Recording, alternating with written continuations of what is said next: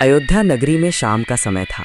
मंदिरों की घंटियां बज रही थीं और सूर्य की सुनहरी किरणें शहर को चमका रही थीं। मंदिर की छत पर हनुमान जी खड़े थे। उनके चेहरे पर भक्ति और शांति दोनों झलक रहे थे। उन्होंने धीरे से कहा, जय श्री राम। रात को वे सरयू नदी के किनारे बैठे। चांदनी पानी में झिलमिला रही थी।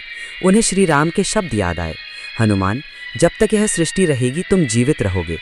उनकी आंखों में आंसू थे, लेकिन मन में अपार भक्ति थी। सुबह होते ही हनुमान जी उत्तर दिशा की ओर उड़ चले। वे जंगलों, पहाड़ों, नदियों को पार करते हुए हिमालय पहुंचे।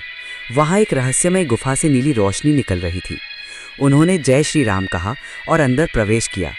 गुफा के भीतर दिव्यता फैली थी। चारों ओर प्रकाश की लहरें और हवा में गूंज रहा था, राम राम राम। बीच में एक तेजस्वी ऋषि ध्यान में बैठे थे। हनुमान जी ने प्रणाम किया।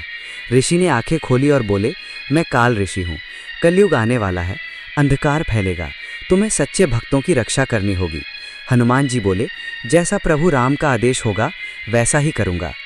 ऋषि ने अपने कमंडल से एक छोटी स्वर्ण ज्वाला निकाली। पूरा स्थान प्रकाश से भर गया। उन्होंने कहा, यह ज्वाला जहाँ भी सच्ची श्रद्धा से जलेगी वहाँ तुम उपस्थित रहोगे। हनुमान जी ने वह ज्वाला अपने हृदय से लगाया और वह उनमें समा गई। हनुमान जी बाहर आए और गुफा पत्थर के द्वार में बदल गई, जिस पर लिखा था, समय का द्वार। युग बीतते गए, जंगलों की जगह गांव बने और श्रद्धा का रूप बदला, पर आस्था जीवित रही।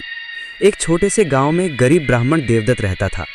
बारिश की रात थी और उसके घर की मिट्टी की दीवारें भीग रही थीं। उसने टूटी हुई हनुमान जी की मूर्ति के सामने आखिरी दीपक जलाया और कहा, प्रभु, अब कुछ नहीं बचा, पर विश्वास अब भी है कि आप यहीं हैं। अचानक हवा थम गई। दीपक की लौ सुनहरी हो गई। उसी से तेजस्वी प्रकाश निकला और हनुमान जी प्रकट हुए। उनका रूप दिव्य था। आंखों में तेज, शरीर से प्रकाश निकल रहा था। हनुमान जी बोले, जहाँ सच्चा विश्वास होता है वहाँ मैं हूँ। यह वही ज्वाला है जो समय के पार दी गई थी। उन्होंने ब्राह्मण को आशीर्वाद दिया और कहा, जो भी मंगलवार या शनिवार को श्रद्धा से यह दीपक जलाएगा उसे कभी दुख नहीं मिलेगा। हनुमान जी मुस्कुराए और उसी दीपक की लौ में विलीन हो गए। लेकिन दीपक बुझा नहीं, वह हमेशा जलता रहा।